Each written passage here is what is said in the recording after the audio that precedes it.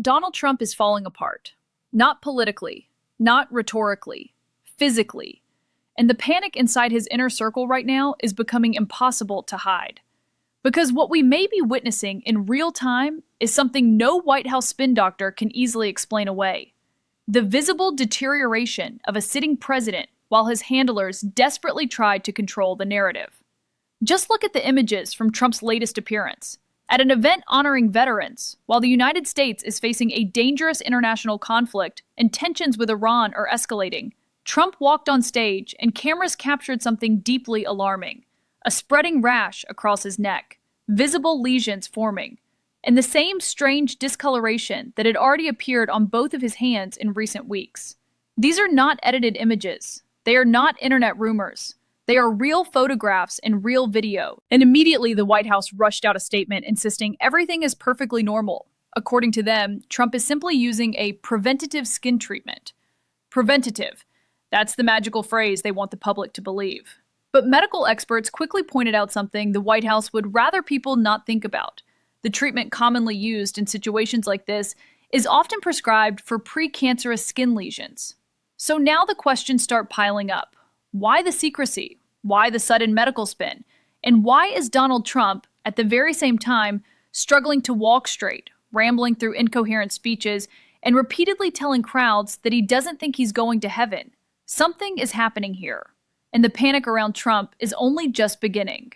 Now, here's the part that makes this story even more disturbing, because this isn't the first time Donald Trump's team has tried to gaslight the public about his health. In fact, it's becoming a pattern. Every time something alarming appears on camera, the response from Trump's inner circle is always the same: deny, deflect, and hope people stop asking questions. Remember when people first noticed the strange discoloration on Trump's right hand? The photos were everywhere, dark patches across the hand, a strange bruised appearance. And the internet immediately started asking a very simple question: what exactly is going on with the president's health? And the response from Trump's allies? They mocked the question. They dismissed it as conspiracy theories. They insisted everything was perfectly normal. Then the same discoloration appeared on his other hand. Suddenly, the makeup came out. Literally, heavy makeup being applied to cover the marks before public appearances. You can't make this up. And now we're seeing the same playbook unfold again. Except this time, it's not his hands, it's his neck. So let's talk about what Trump himself has been saying publicly, because this is where the story goes from strange to downright alarming.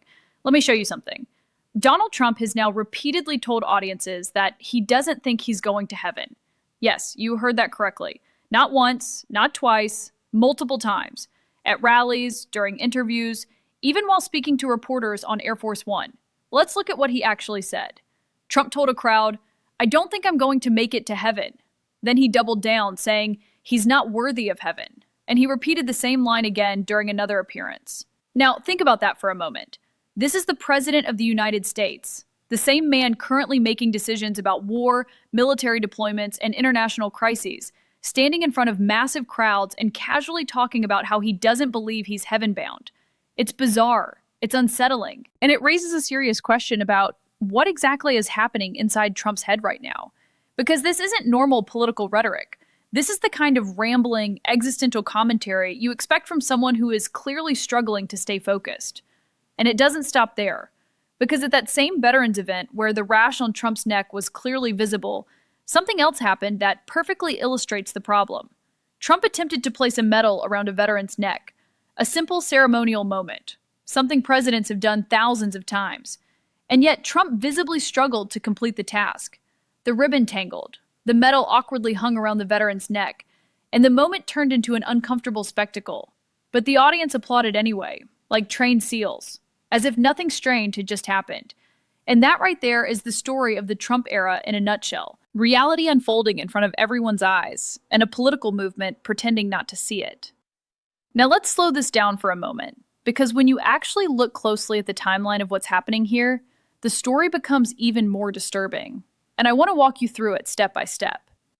First, we start with the White House explanation about Trump's neck. According to the official statement released by Trump's doctor, the redness on Trump's neck is supposedly the result of a preventative skin treatment.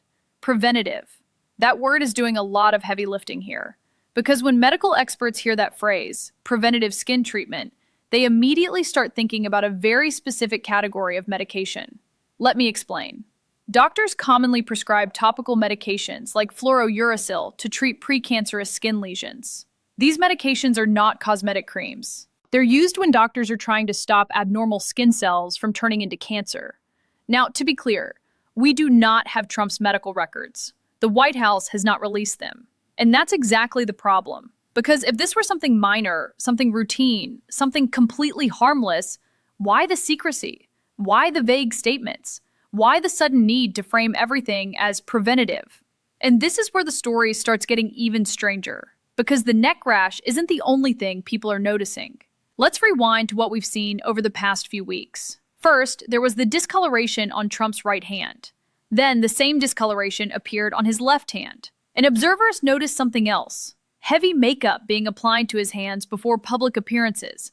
Not subtle makeup, visible makeup. The kind used specifically to cover bruising or discoloration.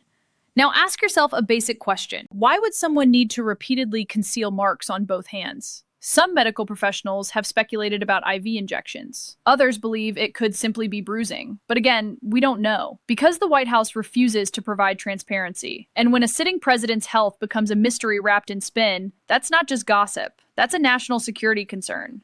Now, let's talk about something else that has people raising eyebrows. Trump's physical movement. Because this is not speculation either. It's on video. There have been multiple instances where Trump appears to struggle walking in a straight line. One moment captured during a diplomatic event showed Trump zigzagging while walking across a red carpet. Another appearance overseas showed aides subtly guiding him as he moved. These are the kinds of details that normally trigger serious medical questions. But instead of answers, what we get from Trump's team is silence. Or worse, absurd distractions.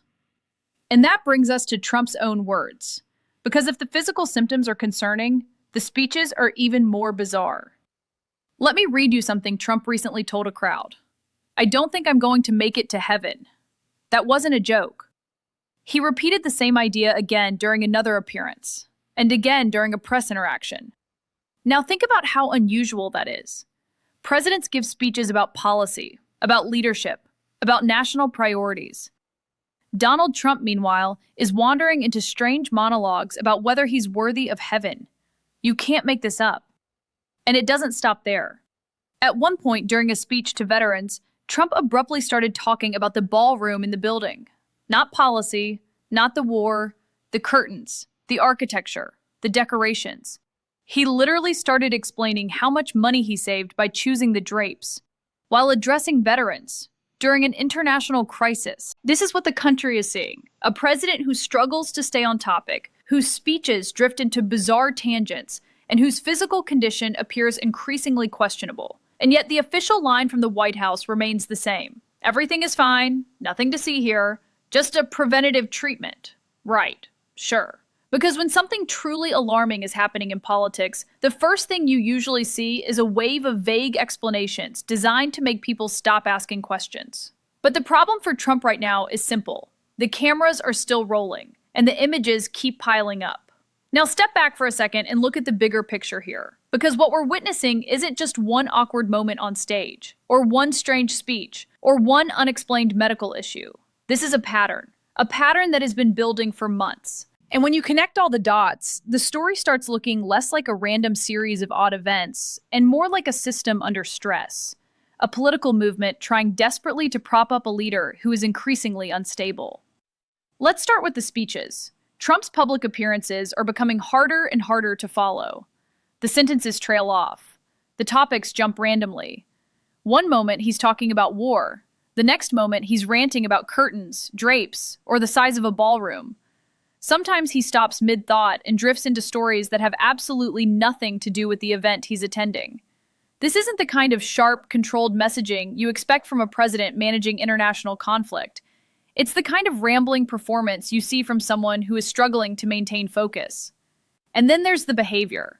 Trump has been calling reporters individually and giving wildly inconsistent answers about major national security decisions. One reporter hears that ground troops might be necessary.